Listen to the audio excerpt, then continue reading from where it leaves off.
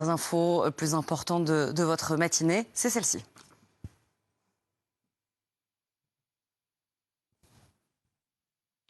Et on va l'entendre dans un instant.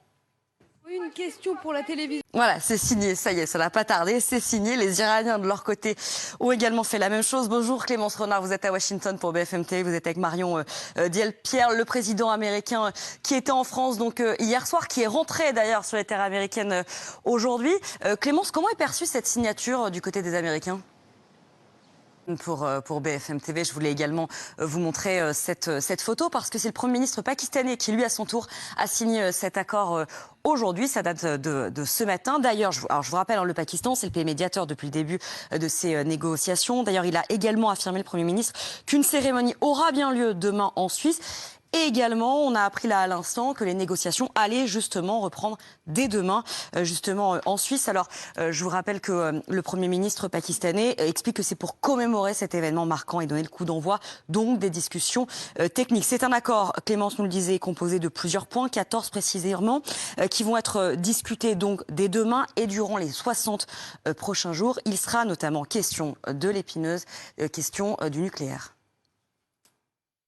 Alors, il y a la question du nucléaire, mais il y a un autre sujet clé pour vous qui est dans votre quotidien lié à l'augmentation du prix du carburant. C'est la situation dans le détroit d'Ormuz. Même si quelques navires commencent à circuler, on est encore bien loin du trafic quasi normal, souhaité en tous les cas par Donald Trump. Bonjour Célia Vallée, vous êtes à Doha avec Tanguy Tricouart. Alors, on a constaté, Célia, hier, que donc seulement quelques navires, 3 par exemple le matin, 3 pétroleries iraniens ont pu le traverser. On en est où aujourd'hui, Célia? Est-ce que ça augmente un petit peu? Oui, parce que depuis ce matin, il y en a...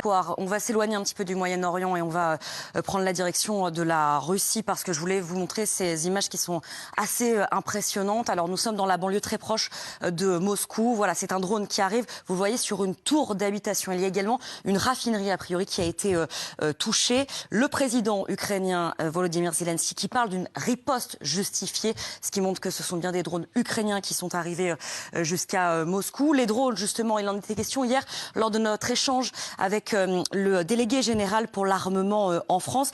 Écoutez-le, justement, il en parle des drones. Il est au micro d'Antoine Forestier et Romain Lavoie. Merci beaucoup, Pauline Pioche, pour ces dernières